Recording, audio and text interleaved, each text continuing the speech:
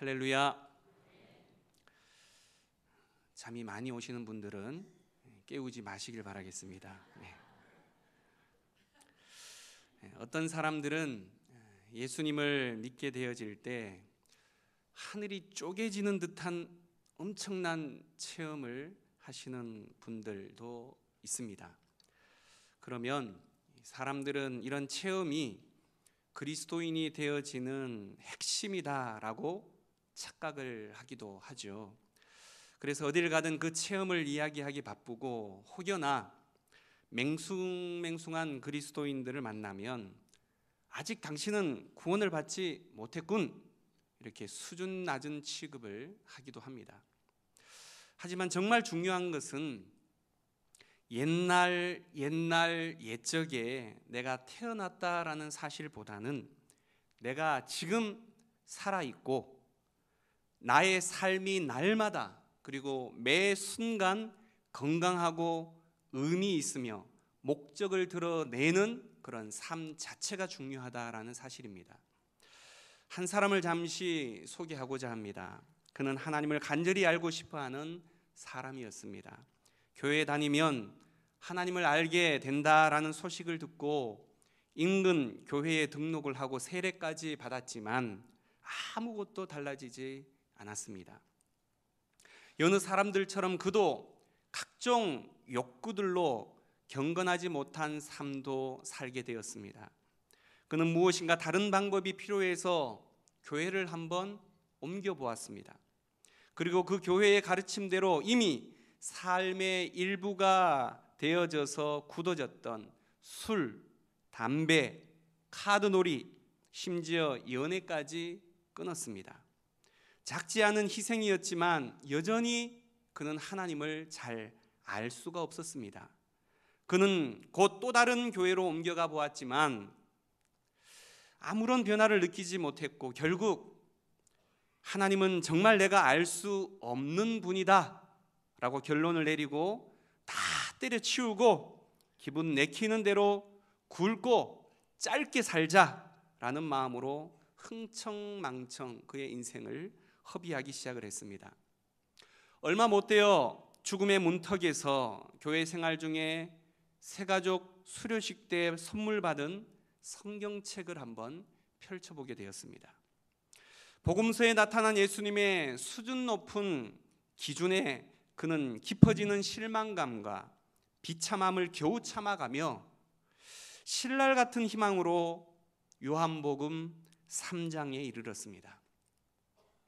그는 그곳에서 자신과 똑같은 고민을 하고 있는 예수님과 아주 종교적인 어떤 사람의 흥미로운 대화를 만나게 되었고, 그에게 정말 필요한 새로운 출발에 대한 방법으로서의 거듭남을 경험했고, 종교와 중생의 차이를 깨닫게 되었습니다. 사실상 오늘 우리가 만나는 예수님과 니고데모와의 대담은 종교 역사상 최고의 대담 중에 하나입니다. 우리가 잘 알고 있는 요한복음 3장 16절에 복음의 핵심이 담긴 대담이기 때문입니다. 따라서 예수님과 니고데모의 대화는 영생과 거듭남이라는 신비함을 놓고 하나님의 아들과 유대교 최고 고수가 벌인 대토론이라고 할 수 있다라는 것이죠. 따라서 이 대담 안에는 면도날 같은 날카로운 지적과 바보인 척하면서 이를 정면으로 받아칠 줄 아는 배짱, 그리고 이어지는 하늘에 속한 신비한 이야기들로 가득 차 있습니다. 그렇다면 왜 예수님께서는 세리와 창기와 같은 죄인들에게 거듭나야 한다라고 말씀하시지 않고 굳이 경건한 바리새인이자 유대인의 지도자요, 인생의 오후기를 보내고 있는 중년에게 거듭나야 한다라고 말했을까요? 사건의 전말은 이러합니다. 바리새인이자 유대인의 관원인 니고데모는 예수를 여러분이 잘 아시다시피 사람들의 눈에 띄지 않고 현재 그가 처해 있는 영적인 어두움의 상태를 잘 드러내주는 바로 밤에 찾아왔습니다. 니고데모는 먼저 공손하게 예수님을 하나님께로서 오신 선생이라고 불렀습니다. 물론 이 호칭은 예수님에 대한 초라한 이해에서 비롯된 것이긴 하지만 당시 바리새인들의 예수에 대한 저조한 평가와는 상당한 차이가 있는 기품과 위엄이 배어 있습니다. 이 대화의 특징 중 하나는 산헤드린 공의회 의원인 바리새인 니고데모, 다시 말해 당시의 최고 종교 지도자 중 한 사람이 하나님께로 오신 선생, 하나님께서 함께 하신 분이라며 최고의 칭찬을 늘어놓을 때 예수께서는 무례할 정도로 최소한의 반응도 건너뛰어버리고 곧장 문제의 전곡을 찌르는 심각한 화두를 던지신 것입니다. 물론 그의 의중을 이미 알아차리셨기 때문이기는 하지만 말입니다. 3절에 사람이 거듭나지 아니하면 하나님의 나라를 볼 수 없느니라. 사랑하는 성실교회 성도 여러분, 우리 역시 이 동일한 화두를 결코 피해갈 수는 없습니다. 우리는 지금 하나님의 나라를 보고 계십니까? 요한복음 3장 19절에 예수께서 빛이 세상에 왔다 라고 했기 때문에 하나님의 나라는 빛의 나라이기 때문에 감추어진 나라가 아니며 이미 와 있는 것이기 때문에 우리가 거듭났다면 우리는 하나님의 나라를 얼마든지 볼 수가 있고 그 나라를 보아야만 하는 것입니다. 지금 그분 앞에 선 니고데모는 평범한 유대인이 아니라 아주 영리한 신학적 지성이었지만 그 또한 이 치명적 화두를 결코 피해갈 수가 없었습니다.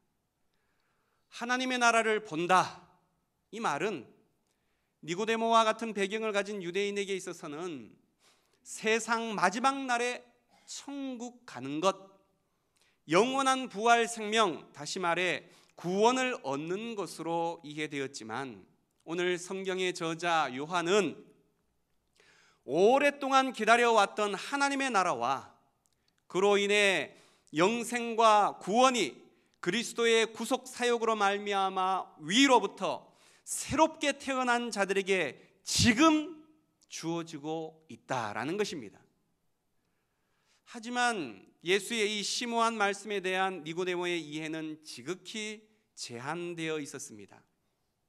그래서 사람이 늙으면 어떻게 날 수 있습니까?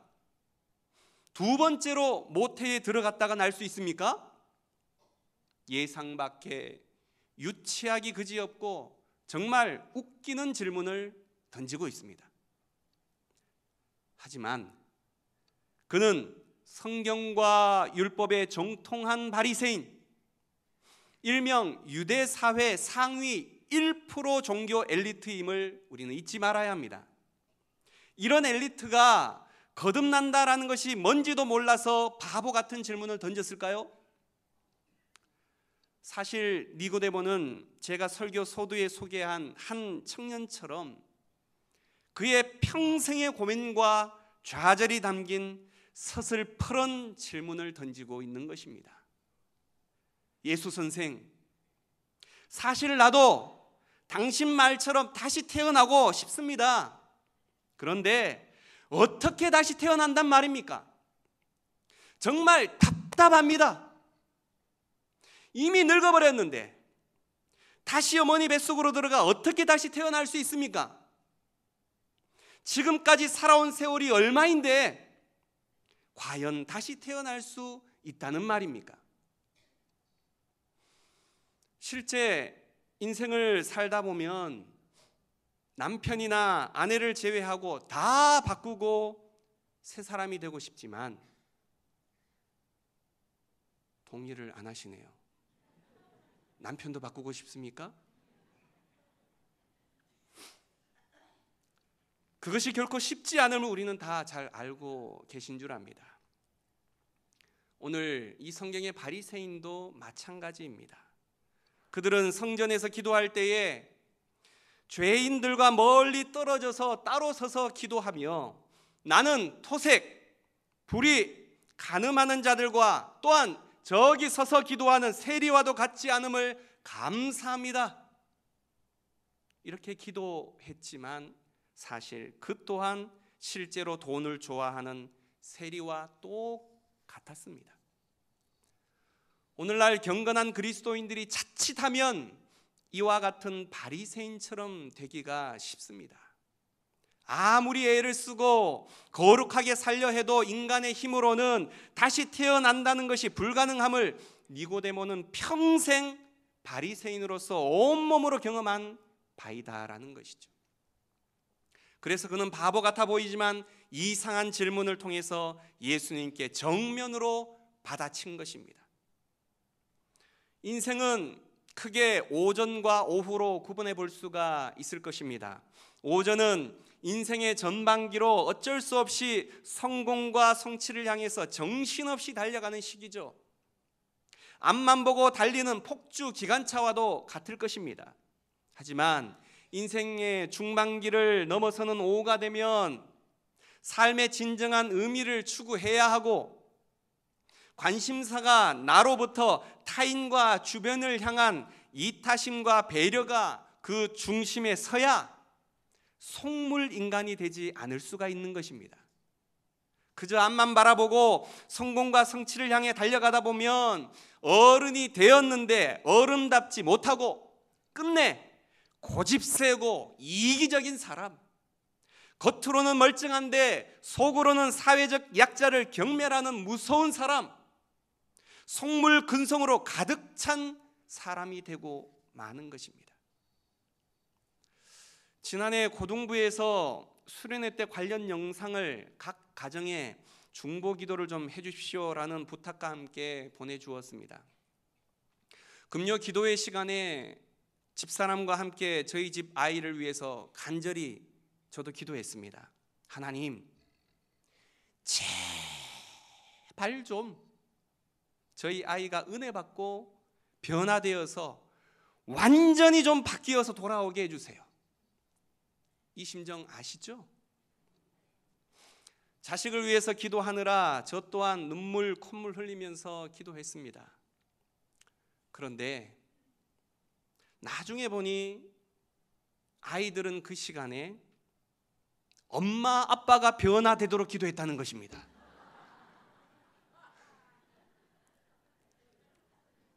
누가 변화되어져야 하는 것입니까?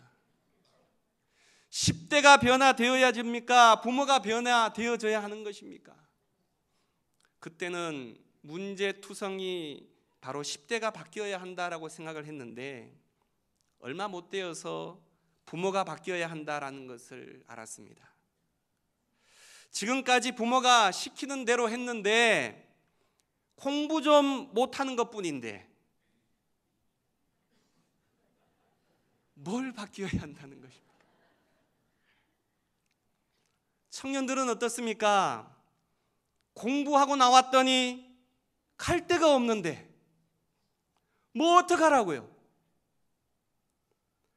어른들이 잘못해서 뭐가 꽉 막혀가지고 안 되고 있는데 청년들에게 무슨 잘못이 있습니까? 그렇다면 어떻게 해야 우리는 거듭날 수가 있을까요? 예수님께서는 오늘 우리 본문 3절과 5절의 그 비결을 알려주십니다. 5절 말씀에 사람이 물과 성령으로 나지 아니하면 하나님의 나라에 들어갈 수 없느니라 라고 말씀합니다. 거듭나다라는 말은 하나님으로부터 새롭게 태어나는 것을 말하는 것입니다.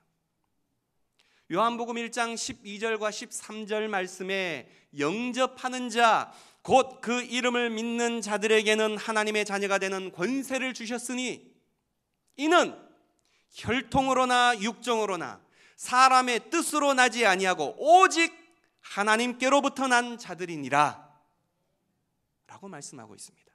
따라서 물과 성령으로 다시 태어남은 죄 씻음과 하나님을 전적으로 따르게 해주는 마음으로 새롭게 되는 것이며 이는 약속된 예수님의 구속사역을 통해 성취되었고 따라서 지금 그 사건의 체험이 모든 믿는 자에게 가능해졌다라는 말입니다. 그리고 6절에서 8절에 이에 대한 보다 상세한 설명을 우리 주님은 첨가하고 계십니다. 육체적 출생은 지상에 속한 인간의 연약한 본성이고, 영적 출생은 하나님께 속한 근본적인 변화, 새로운 시작을 요구한다라는 것입니다. 따라서 중생은 선택 사항이 아니고 반드시 거쳐야 하는 과정인 것입니다. 예수께서는 성령으로 난 사람 안에서 성령이 미치는 영향을 바람의 예로 묘사하고 계십니다. 사람 속에 살아계신 성령은 그 사람의 삶에 미치는 영향으로 증명된다는 것입니다. 다시 말해 성도의 눈에 보이지 않는 그 영향력이 그를 감동시켜서 말과 행동으로서 드러나게 해 보여준다라는 것이죠. 그렇다면 이 중생의 원리는 무엇일까요? 인간은 결코 하나님을 감동시켜서 그 보상으로 생명을 얻어낼 수가 없습니다. 예수님은 니고데모에게 종교적인 지식과 유대인이다라고 말하는 이 민족성이 하나님과 관계를 맺기에 충분한 기초가 될 수 없다라고 말씀하십니다. 성령에 의해서 하나님의 가족으로 새롭게 태어나야 하는 것이다 라고 말씀하는 것입니다. 하지만 그는 유대인이 왜요? 아무 문제 없는 유대인이 왜요? 왜 회심을 해야 합니까? 자기 자신의 공로를 의지하는 사람은 아무도 하나님의 나라를 볼 수가 없는 것이죠. 이러한 사실은 그에게 있어서 과히 혁명적인 것이었습니다. 하나님의 나라는 유대인에게만이 아니라 온 세상에 임할 것이고, 니고데모가 개인적으로 거듭나지 않는 한, 다시 말해 회개와 영적으로 다시 태어나지 않으면 그 나라에 속할 수 없다라는 것을 예수님께서는 말씀하시는 것이었습니다. 그리고 하나님의 나라가 신자들의 마음속에 이미 시작되었고, 그 나라는 예수님께서 세상을 심판하시고 모든 악을 영원히 일소하시려고 다시 오시는 그때에 완전히 실현될 것임을 알려주셨습니다. 따라서 하나님의 나라를 본다라고 말하는 것은 하나님의 절대적인 지배 안에 내가 속해 있고, 하늘 시민으로서의 특권과 권리를 물론 아직은 다 행사할 수는 없겠지만 이미 소유하고 있고, 그분의 다스리심에 대한 특별한 이해 그리고 이 시각을 가지고 있다라는 것을 의미한다는 것입니다. 사람은 하나님 나라에 근접해 있으면서도 여전히 그 나라를 보지 못하거나 거기에 속하지 못할 수도 있다라는 사실을 우리는 두렵고 떨리는 마음으로 깨달아 알아야 합니다. 만일 우리가 거듭나 하나님 나라에 속하지 않았고 우리의 삶 속에서 하나님의 통치에 복종하지 않는다면 우리는 결코 천국 시민일 수가 없다는 것입니다. 성경은 하나님의 나라에 대해서 이렇게 소개하고 있습니다. 그곳에 들어가기 위해서 반드시 죄를 고백하고 회개해야 하며 거듭나야 하고, 모든 사람에게 똑같이 열려 있긴 하지만 언젠가는 닫힐 것이기에 반드시 그리스도인의 최우선순위가 되어져야 한다. 그것에 대해 말하는 사람이 모두 거기에 속한 것은 아니며 누가 그 안에 있게 될지 판단할 수가 없다. 일일이 성경 구절을 다 대지는 않겠습니다. 그렇다면 우리는 이제 복음의 핵심이라고 말할 수 있는 요한복음 3장 16절로 들어가 보아야 합니다. 요한복음 3장 16절은 아마 성경 전체를 통틀어 가장 잘 알려진 구절일 것입니다. 이 짤막한 진술 속에 인생을 바꾸어 놓을 진리가 들어있기 때문인 것이죠. 하나님이 세상을 이처럼 사랑하사 독생자를 주셨으니 누구든지 예수 믿으면 멸망하지 않고 영생을 얻으리로다. 요한복음 3장 16절. 주일학교 때 배운 것입니다. 아직도 기억이 납니다. 한평생 종교적 기술을 갈고 닦아서 나름대로 선과 의의 모든 기준을 꼼꼼히 지키며 살아온 니고데모에게 이 소식은 놀라운 해방으로 다가왔을 수도 아니면 지독한 실망으로 다가왔을 수도 있습니다. 결정적인 요인은 바로 교만이라는 것입니다.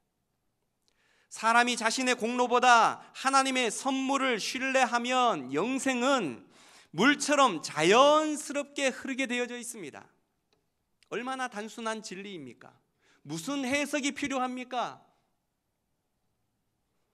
광야에서 뱀에 물린 이스라엘은 모세를 통하여 주신 하나님의 말씀을 단순히 믿어서 죽음을 면했습니다. 쳐다보라는 것이죠. 보면 산다는 것입니다. 구제법은 누구나 쉽게 할 수 있는 일인데도 또 전혀 값이 들지 않았기 때문에 혹 누군가가 죽었다면 그 죽음은 하나님의 책임이 아니라 하나님의 신실하심과 선하심 말씀을 끝까지 믿지 않기로 그 스스로 선택했기 때문에, 다시 말해 그분의 은혜를 거부함으로써 스스로 자신을 심판한 결과입니다. 하나님께서는 결코 자기 백성에 대한 사랑을 버리지 않으시고 다시 살 수 있는 방법을 주신 것입니다. 모세가 광야에서 뱀을 든 것처럼 주님이 들리게 되어질 텐데, 십자가에 들린 모습을 보고 하늘로부터 와서 나무에 달린 이후에 다시 하늘로 돌아가는 예수를 보고 하나님의 아들이라고 믿는 자는 위로부터 다시 태어나게 된다라는 것입니다. 하나님이 세상을 구원하기 위해 자신의 아들을 보내셨다라고 믿는 자는 성령으로부터 다시 태어나게 되어지는 것이고 영생을 얻게 될 것이다. 이것이 요한복음 3장 16절 이하의 내용입니다. 어렵습니까? 십자가에 달려 죽도록 아들을 내어주신 것은 하나님께서 얼마나 우리를 사랑하시는지, 우리를 향한 신실하심과 선하심을 보여주는 결정적인 증거입니다. 십자가 위에 달린 하나님의 아들 예수는 온몸에 피를 흘리고 고통 가운데 처참하게 하늘과 땅 사이에서 저주받는 모습으로 매달려 그 참혹함을 온몸으로 받아낼 만큼 우리를 향한 사랑이 크셨음을 보여주셨습니다.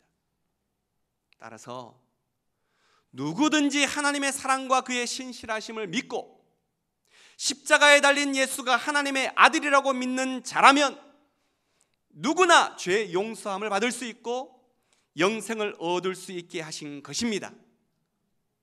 이렇게 십자가 안에 나타난 그리스도의 무조건적인 사랑을 경험하게 되어지면 여호와의 율법이 가슴에 새겨지는 기적을 경험하게 되어지는 것이고, 작은 자부터 큰 자까지 하나님의 직접적인 가르침을 받아서 여호와를 알라 할 필요가 없고 이웃을 자동적으로 사랑하게 된다는 것입니다.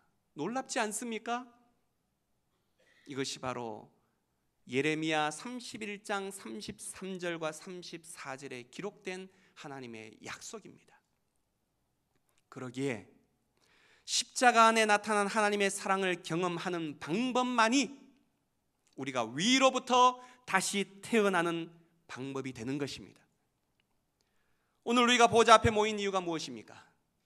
십자가에서 쏟으신 사랑만이 우리를 위로부터 다시 태어나게 할 수 있는 유일한 이유이기 때문에 보좌 앞에 모여서 주님을 찬양하고 경배하는 것입니다.